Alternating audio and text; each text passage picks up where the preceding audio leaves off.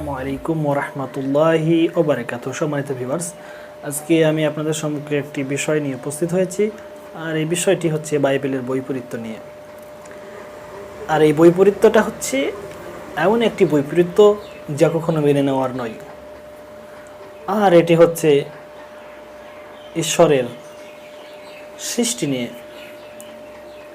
আপনি যদি দেখেন বাইবেল আদিপুস্তক তার 1 নম্বর অধ্যায় 1 থেকে 30 পদ আপনি যদি পড়েন, সেখানে আপনি দেখবেন যে ঈশ্বর প্রথমে সৃষ্টি করলেন আকাশ, জমিন এবং আলো। এবং আপনি যদি দেখেন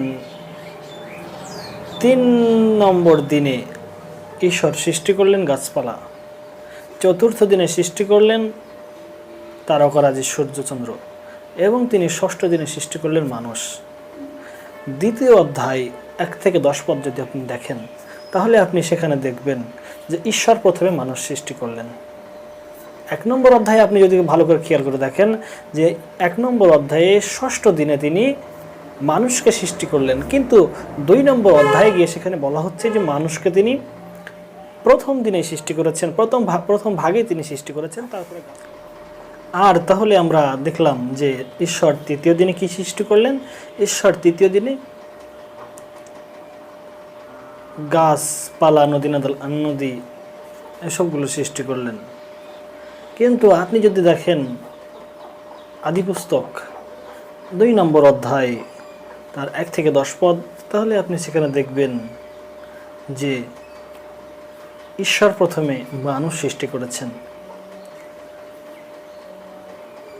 সামান্য মাত্র এই আদি পুস্তকের কয়েকটা অধ্যায় নিয়ে এতগুলো ভুল, এতগুলো বৈপরীত্য, তাহলে না জানি গোটা বাইবেলে কত ভুল রয়েছে। আর আপনি যদি দেখেন শব্দের আপনি বৈপরীত্য পাবেন না। আর এর নামই হচ্ছে কোরআন। আর আল্লাহ রাব্বুল আলামিন বলছেন পবিত্র কোরআন সূরা বাকারা 2 নম্বর সূরার 8 নম্বর 23, আর যদি তোমরা এদের মধ্যে সন্দেহ ভাজন করো, আমি আমার দাসের প্রতি যা নাজিল করেছি তাতে যদি তোমাদের সন্দেহ থাকে, তাহলে তোমরা এর মতো একটি সূরা আনয়ন করো। কিন্তু মানুষ আজ পর্যন্ত এর মতো একটি সূরা আনয়ন করতে পারেনি। সূরা তো দূরের কথা, একটি আয়াত, একটি শব্দ আনতে পারেনি এবং এর কোনো পরিবর্তন করেননি, কেননা এর হেফাজতকারী হচ্ছে আল্লাহ রাব্বুল আলামিন। সূরা হিজর সূরা নম্বর 15 আয়াত নম্বর 9, এর রিজিকদাতা আমি এই কোরআনকে নাজিল করেছি আর আমি এর সংরক্ষণকারী।